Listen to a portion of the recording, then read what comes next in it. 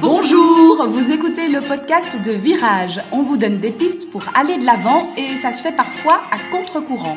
Si face à un problème, quel qu'il soit, vous vous êtes déjà dit « j'ai tout essayé, rien ne va, je ne sais plus quoi faire », alors vous êtes au bon endroit. Je suis Marina Blanchard, psychologue, formatrice et fondatrice de Virage.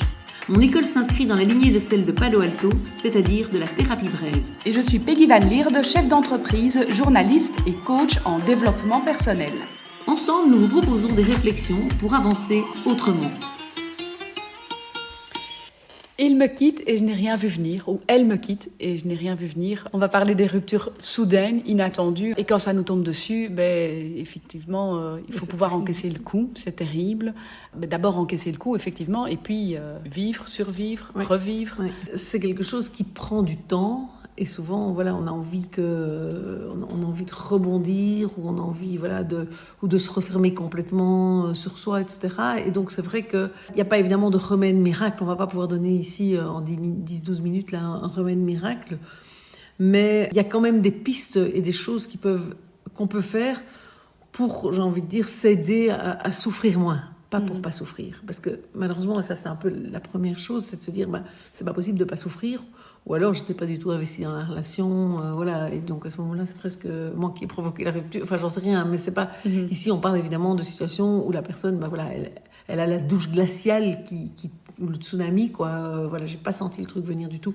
Et il va falloir laisser du temps à ce tsunami, parce qu'il va pas falloir se dire en une semaine il va falloir que je sois sur pied. C'est ça. Ça peut prendre une semaine, mais ça peut prendre plusieurs semaines, plusieurs mois. Et l'image du tsunami effectivement colle bien, parce que quand il y a un tsunami, c'est pas un mois, 2 mois après que tout est reconstruit. Il va falloir d'abord déblayer les décombres, et puis on va pouvoir reconstruire. Et donc, je pense que la première chose, ça va être de pouvoir vraiment laisser cette tristesse, parce qu'en général c'est la tristesse, sortir. Ou cette colère, parce que ça peut être de la colère aussi, parce que si j'ai rien vu venir, il m'a peut-être encore dit je t'aime il y a 3 jours. Moi j'ai déjà entendu plusieurs fois des patients qui me disent je comprends pas, il y a 1 semaine encore, il m'a amené des fleurs. Et donc, pour moi ça voulait dire qu'il m'aimait, etc. Et puis voilà, et aujourd'hui il me dit qu'il y a quelqu'un d'autre, ou il y a personne d'autre, mais il part, ou elle part, ça peut. Mais du coup, c'est vrai que je pense que la première chose, ça va être de prendre le temps et de laisser les larmes, la tristesse, la colère, les émotions qui sont là sortir.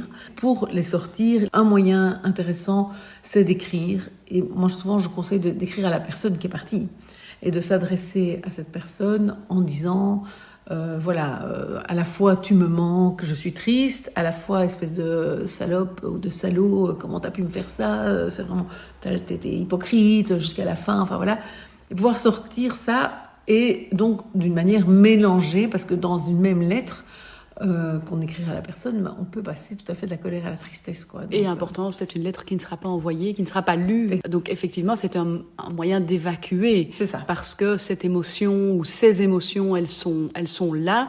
Elles doivent sortir, comme tu disais, elles doivent prendre le temps de sortir, mais on peut les aider quelque part un peu à sortir, en couchant les choses sur papier. Voilà, c'est ça. En fait, souvent, c'est plus aidant que de se dire, j'essaye de me distraire, j'essaye pas y penser. Maintenant, si vous vivez cette situation et vous arrivez à vous distraire, c'est très bien. J'ai envie de dire, tant mieux. Mais peut-être prendre des moments pour traverser quand même cette douleur, cette tristesse. Et donc, effectivement, tu as raison. Évidemment, ça ne va pas être envoyé, c'est pas l'idée, parce que l'idée, c'est que ça puisse être écrit sans aucune censure. Et donc, personne d'autre que vous n'aura connaissance de ce contenu. Et par ailleurs, vous n'allez pas le relire non plus. Parce que l'idée, c'est que ça sorte et que ça ne réentre pas. Souvent, je dis, c'est comme quand on digère pas et que, on sent qu'on a un aliment qui est calé, etc. On est mal. Et en fait, ce qui soulage, souvent, c'est de vomir, mais on ne va pas remanger ça. Donc, en fait, on va... alors, l'image, en général, est assez écœurante pour qu'on s'en rappelle, mais c'est vrai que l'idée, c'est vraiment de pouvoir coucher sur le papier, écrire, vider tout ce que vous ressentez. Et ça, moi, je conseille au départ, parce qu'en général, quand ça nous arrive, on y pense tout le temps, c'est un peu non-stop, de se prendre au moins 1 fois par jour un moment où on écrit une lettre qui peut être de 10 lignes ou de 10 pages, et où on met tout ce qu'on a sur le cœur à ce moment-là, qu'on laisse les larmes sortir, on écrit de manière énervée sur le papier, et donc c'est vraiment important de pouvoir s'autoriser à sortir toutes ces émotions qui ont tellement leur sens dans une situation comme ça, parce qu'évidemment, c'est juste horrible, et donc c'est tout à fait légitime. Et donc, c'est important de pouvoir reconnaître ces émotions-là, parce que c'est vrai qu'on aurait tendance à se dire j'ai pas envie d'y penser, je veux pas être triste, etc. Alors, si on arrive à se dire je veux pas être triste et elle peut être triste, c'est très bien. C'est juste que souvent, ça marche pas très bien, malheureusement, et que donc ça revient, si j'arrive à pas y penser la journée, parce que je sors avec des amis, je fais des trucs, etc., le soir, je me retrouve quand même seule dans mon lit. Et là, ça revient. Et donc, à ce moment-là, on peut prendre le papier, le bic près de sa table de nuit et écrire. Donc, alors, se distraire, tu disais, effectivement, ça peut fonctionner. Et puis, parfois, se distraire, ça peut fonctionner, mais un temps seulement. Et donc, on peut, quelque part, utiliser cette distraction comme une échappatoire pour ne pas penser. Et donc, à la fois, pour certaines personnes, c'est sans doute très aidant, et tant mieux. Et à la fois, pour certaines personnes, ça peut être pire que mieux, j'ai envie de dire, dans certains cas, si en fait on va trop loin dans la fuite, la non-possibilité de se laisser exprimer les sentiments et ce qu'on vit vraiment. Il faut voir vraiment au cas par cas, mais il y a tout à fait un risque, comme tu dis. Alors, je pense à plusieurs manières d'aller trop loin. Il y a aller trop loin et certaines personnes vont se saouler tous les soirs. Mais du coup, commencer à avoir une image d'elle négative, voir leur estime d'elle-même baisser, ne plus être bon au boulot non plus, et éventuellement avoir des problèmes. Et donc, effectivement, il ne faut pas que la manière de se distraire soit destructrice quelque part. Puisqu'on prend déjà un coup aussi dans la confiance en soi. Si en plus on ajoute à ça une autodestruction, bien évidemment, ça va pas du tout être aidant à moyen long terme. À court terme, c'est sûr que boire des verres, ça peut aider à oublier. Maintenant, ça n'empêche pas que, pourquoi pas, de le faire un soir, d'être avec des potes qui nous entourent bien, faire la fête, essayer de penser à autre chose, se faire quelqu'un d'autre pour essayer. Pourquoi pas? La seule chose, c'est qu'à un moment ou à un autre, la douleur risque de devoir quand même être traversée. Et tu disais, il y a plusieurs formes d'excès. Donc, il y a l'excès si, effectivement, on surconsomme.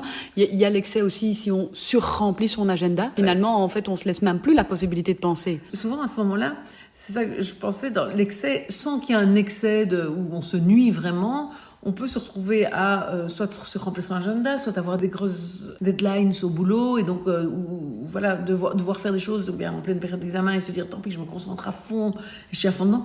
Mais souvent, du coup, c'est juste postposer le moment où on va déblayer le tsunami, enfin les dégâts, et c'est un peu postposer les choses, mais pourquoi pas? Donc ça, moi, je pense à un patient que j'ai eu, qui est venu effectivement en disant voilà, je devais terminer mon mémoire, je devais faire ceci, ça, et donc j'ai tout fait, et maintenant je m'effondre. Parce que parfois il y a une adrénaline qui fait que pour d'autres choses, voilà, et donc on tient bon, et c'est pourquoi pas en fait. La seule chose, c'est que c'est un peu illusoire de croire qu'on va faire l'économie de la peine quelque part, ou l'économie de la colère, et du moment où les émotions auront besoin de sortir. Maintenant, de nouveau, je ne veux pas généraliser, et certaines personnes vont pouvoir effectivement passer au-dessus grâce à un surinvestissement dans le boulot, etc. Et finalement, se dire, en fait, maintenant, je me rends compte, ma période de rush au boulot est passée, et ça va, quoi. Quand je pense à elle ou quand je pense à lui, je me dis, ok, ça a le coup et tout ça, mais ça va. Donc, ça peut fonctionner quand même. Mais effectivement, souvent, ça rattrape quand même, et il y a un moment où c'est important de pouvoir nettoyer les choses. Et puis, bien évidemment, après, ça va être plus de se tourner vers l'avenir et de pouvoir refonctionner sans être... Alors, on n'a pas évoqué, j'ai me dit encore un scénario, enfin ça me vient, il y a le scénario où après je me reconstruis, et donc voilà, je vais revoir des gens, voilà. J'ai envie de dire, c'est pas un scénario qui pose trop de problèmes, mais il y a aussi le scénario où je veux récupérer la personne qui m'a lâché, parce que c'est tellement soudain, que c'est tellement inimaginable quelque part, il faut que je la récupère absolument, etc. Et je m'accroche.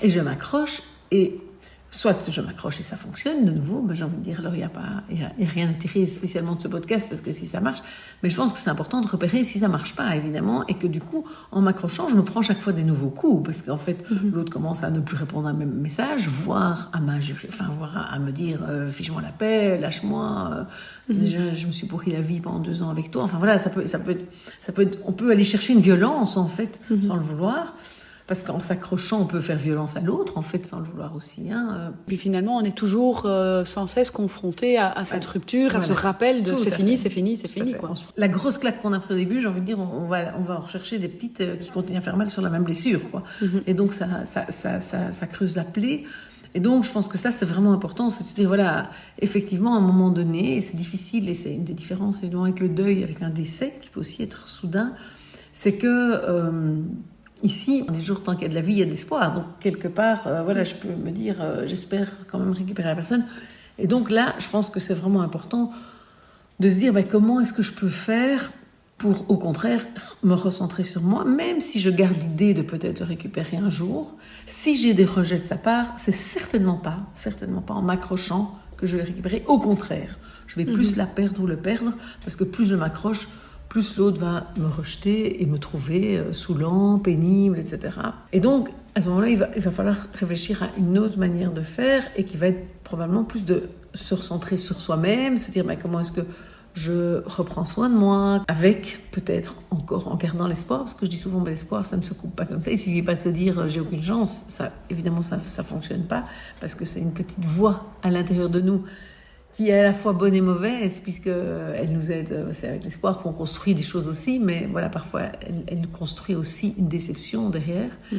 Et donc, ça va être important de pouvoir se recentrer cette énergie de reconquête de l'autre sur soi-même, finalement, de se faire plaisir, de prendre soin de soi, en se disant, voilà, peut-être, à un moment donné, l'autre va revenir vers moi et je serai quelqu'un de désirable, finalement, parce que si je suis juste en train de pleurer, de supplier, de me traîner à ses genoux... c'est pas la meilleure image de soi. Non, en fait, c'est ça, c'est dur, mais voilà, c'est pas... Et donc, en me détachant, en reprenant de la force, je peux peut-être être quelqu'un à reconquérir. Par l'ex ou par quelqu'un d'autre. Oui, et c'est sûr que c'est pas comme ça que l'ex va revenir. Je suis pas en train de donner, et ça je tiens à souligner des trucs pour faire revenir l'ex, mais en tout cas, en prenant soin de moi, en fait, j'ai tout à gagner, parce que moi, je vais probablement progressivement aller mieux, et peut-être, s'il y a une chance, en tout cas, qu'il revienne, ce sera la meilleure, probablement, manière de le faire revenir. Maintenant, c'est pas gagné, et donc il vaut mieux plutôt parier sur moi-même que sur l'autre.